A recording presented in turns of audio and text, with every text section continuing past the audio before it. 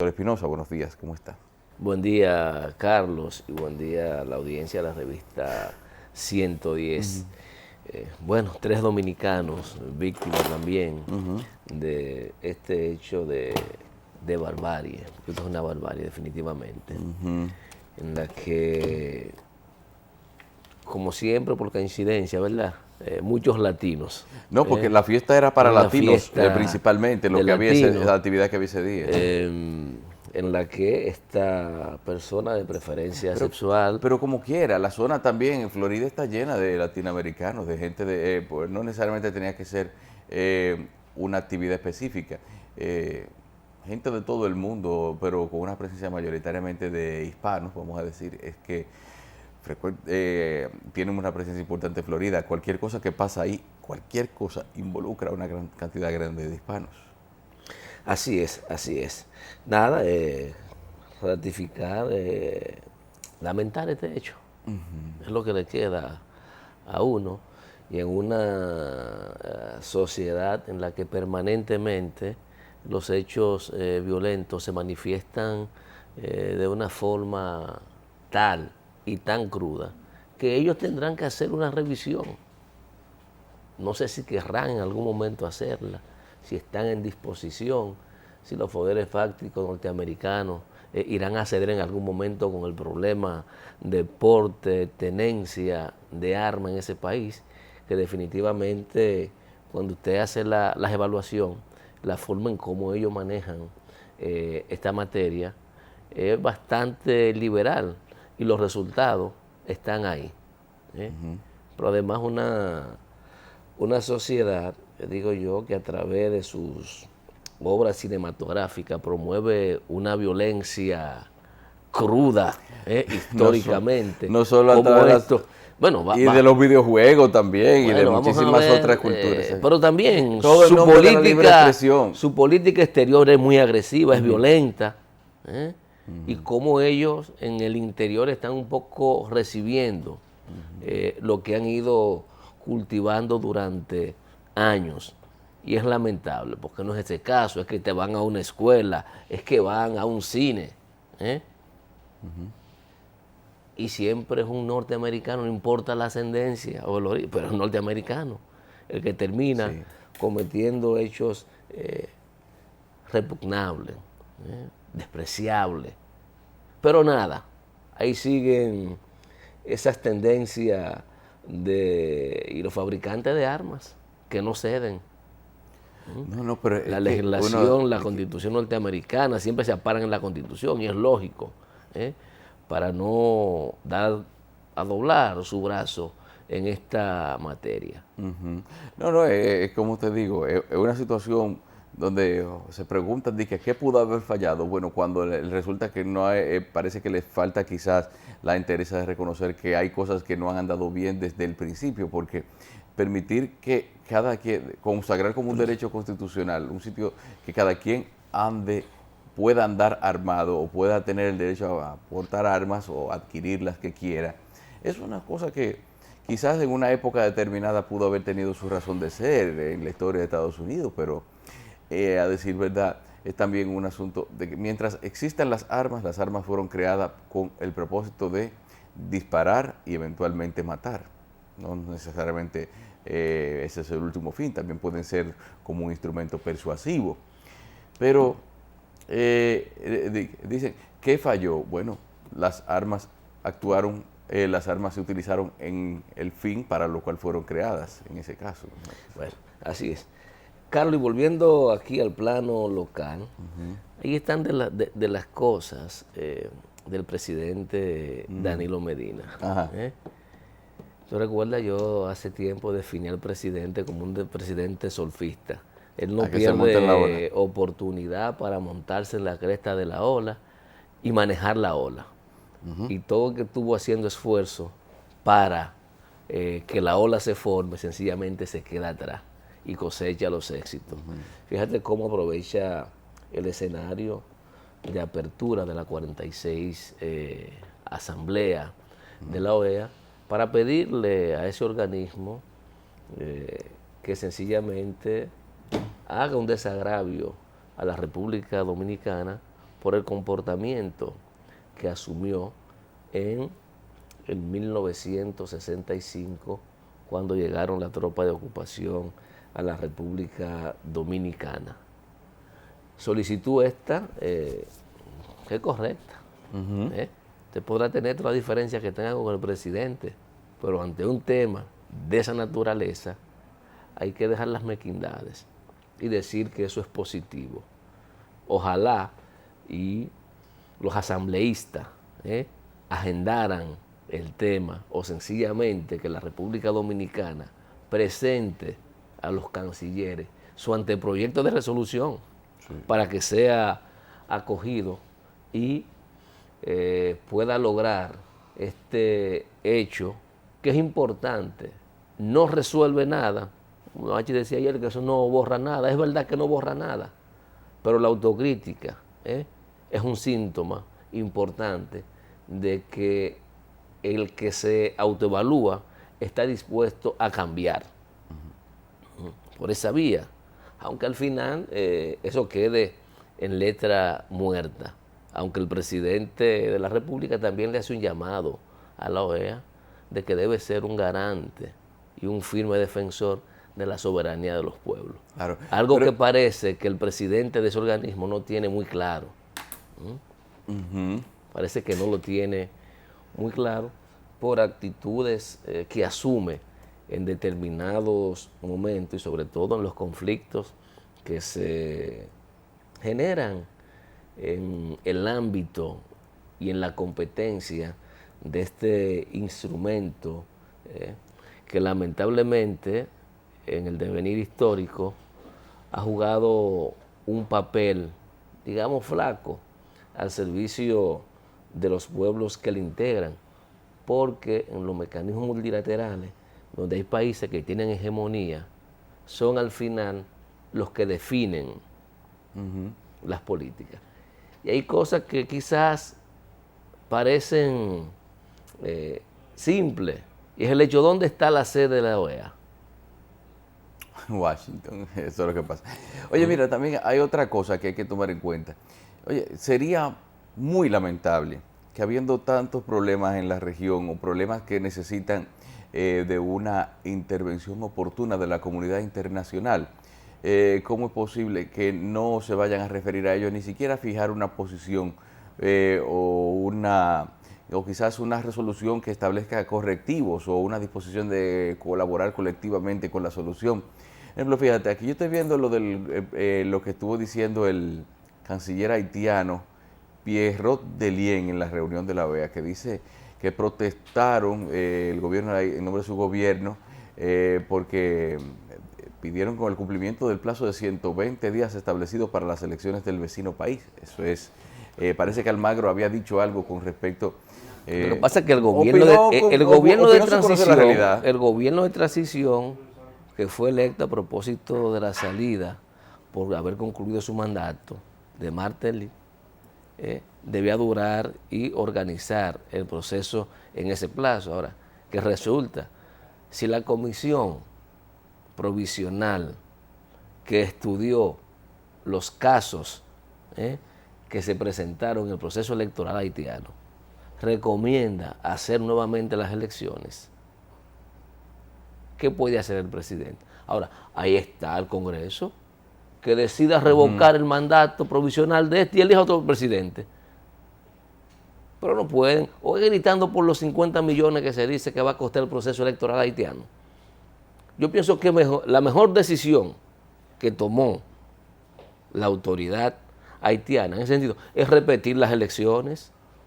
Claro. Repetirla. Y no de eso que se trata, de usted celebrar elecciones mínimamente confiables y democráticas. Y evidentemente que en el proceso pasado no ocurrió la transparencia que debía ocurrir, salvo que los que han estado administrando siempre Haití prefieran, como es entendible, que el candidato del oficialismo, que fue el beneficiario del gran fraude, sea uno de los que vaya a la contienda de segunda vuelta y limitar la posibilidad que tienen otros candidatos perjudicados por ese accionar de concurrir nuevamente.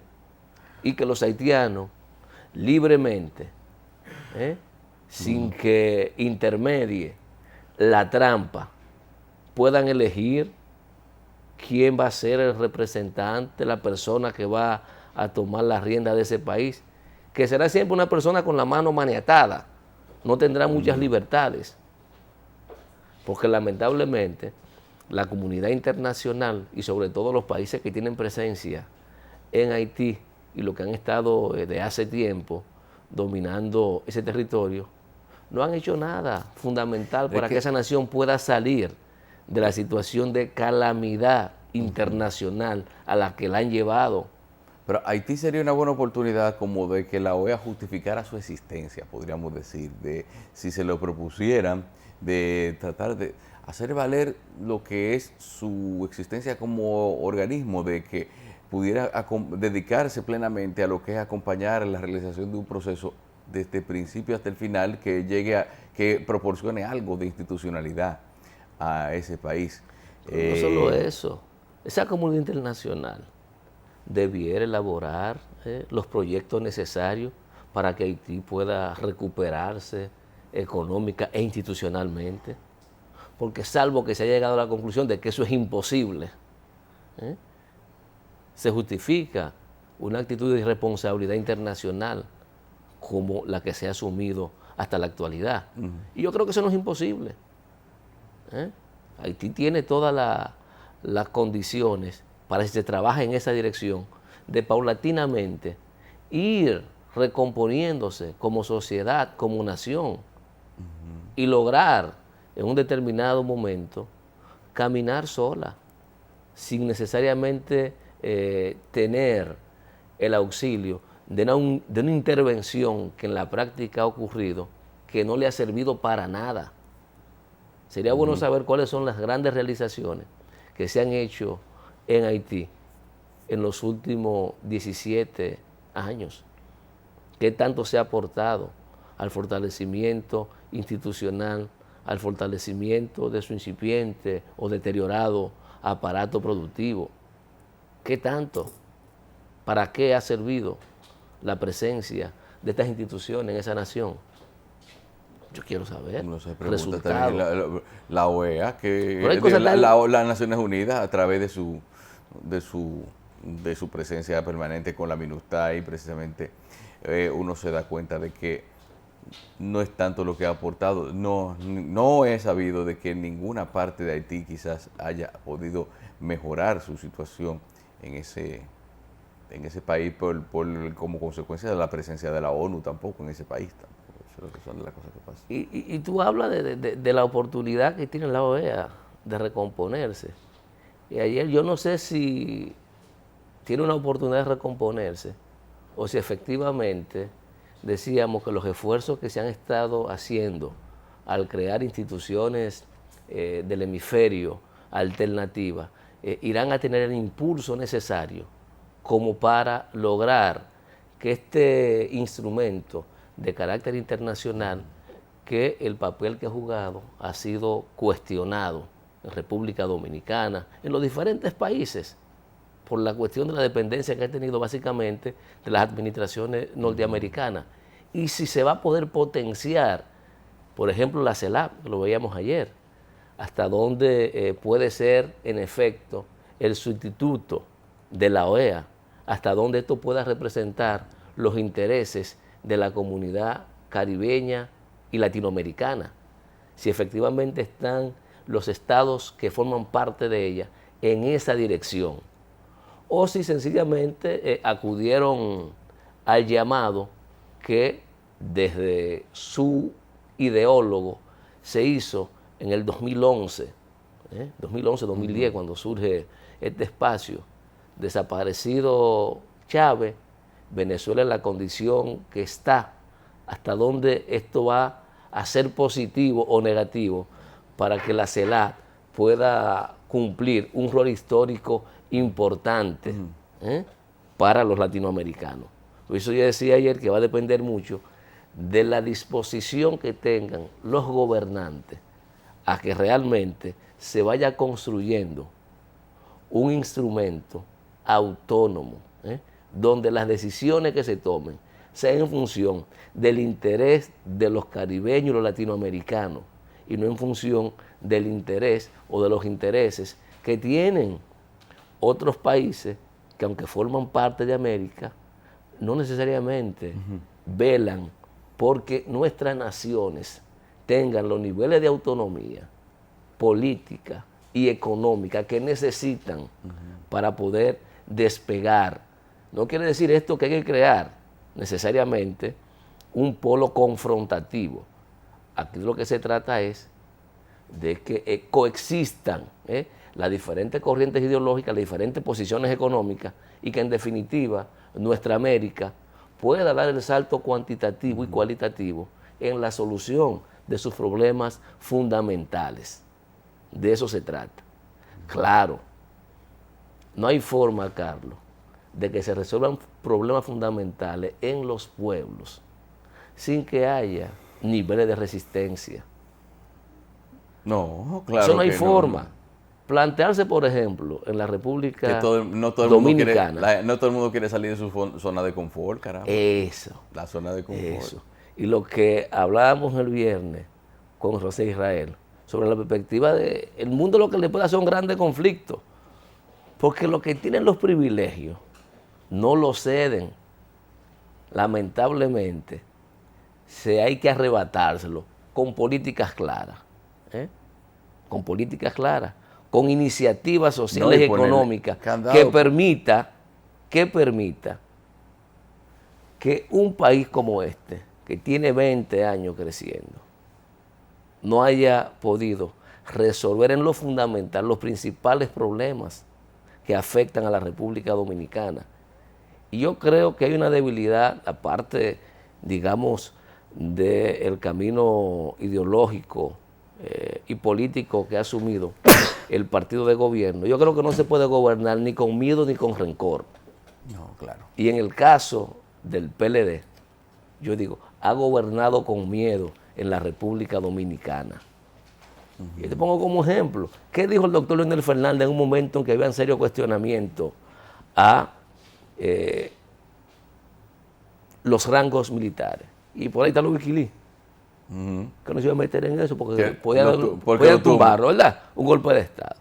Pero tú escuchas, por ejemplo, yo decía en una entrevista a Franklin Almeida,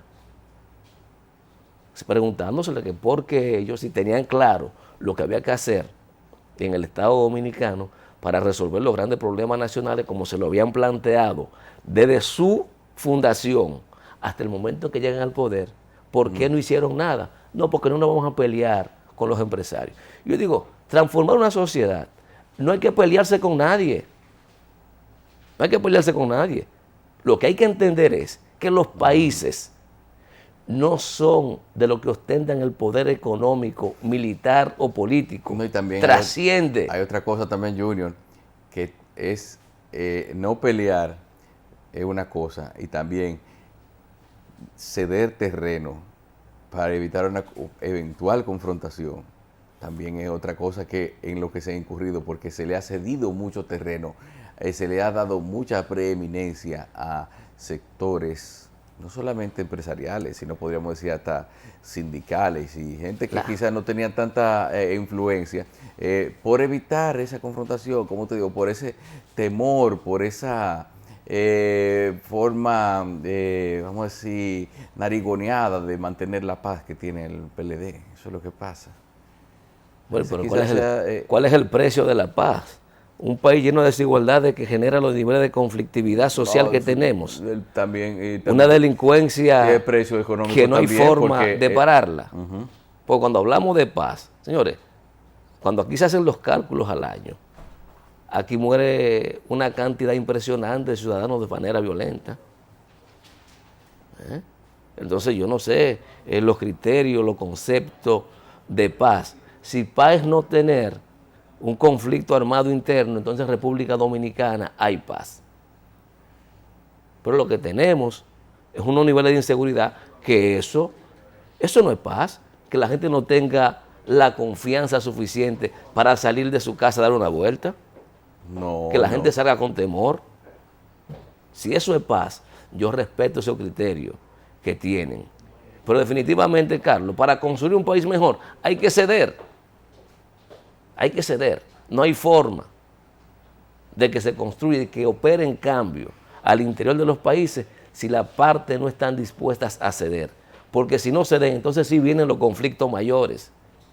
Y eso se puede evitar.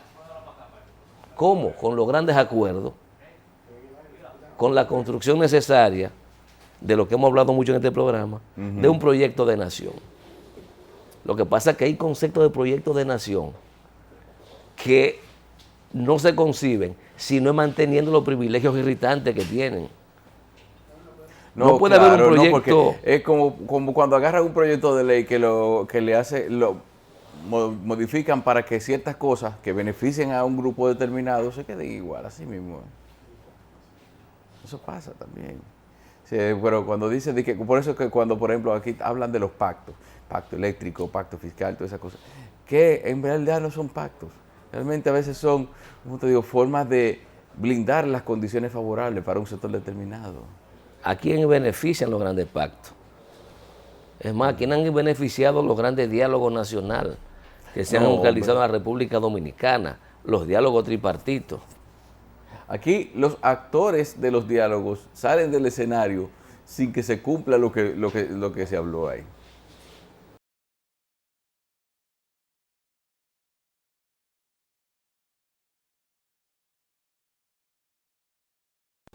Pacto va a tomar principalía en el debate nacional.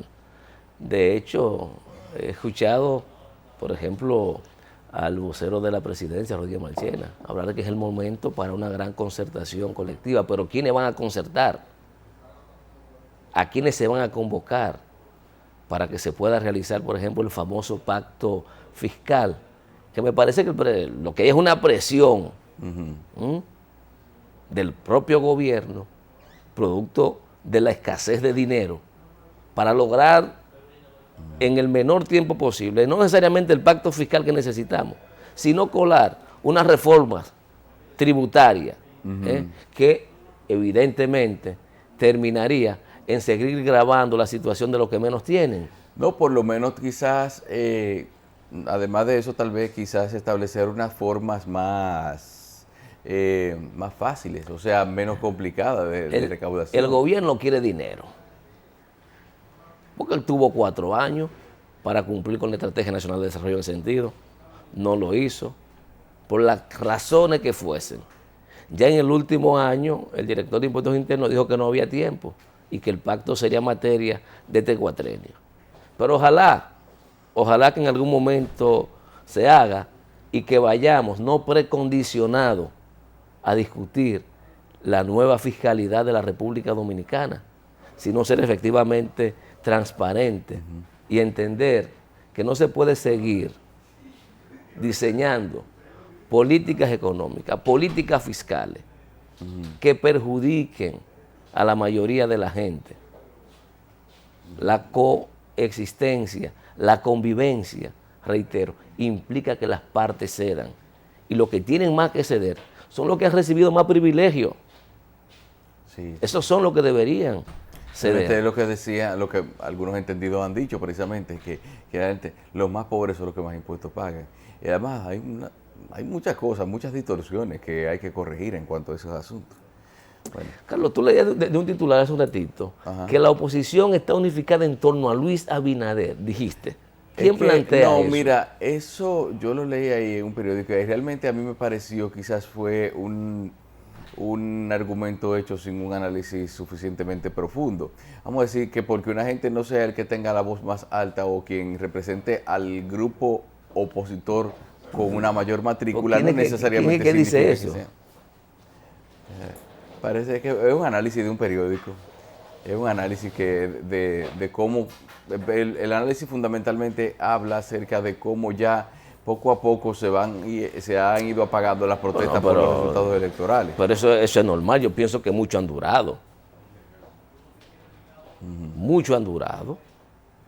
Porque no se va a pasar. Primero, todo lo que han estado exigiendo determinados derechos sabían que eso iba a tener vigencia durante 1 o 2 semanas después de las elecciones. Y se extendió, llegó casi un mes. Hoy estamos a 15. Hace justamente, hoy estamos a 14. Mañana va a ser un mes que se celebraron las elecciones en la República Dominicana. Y el ruido aún se mantiene. Pero afirmar que la oposición está unificada alrededor de Luis Abinader, me parece una posición aventurera. Sí, claro.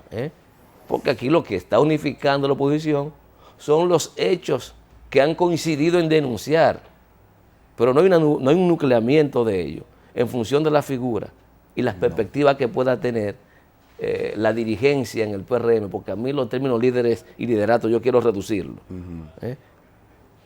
que pueda tener Luis Abinader en su partido.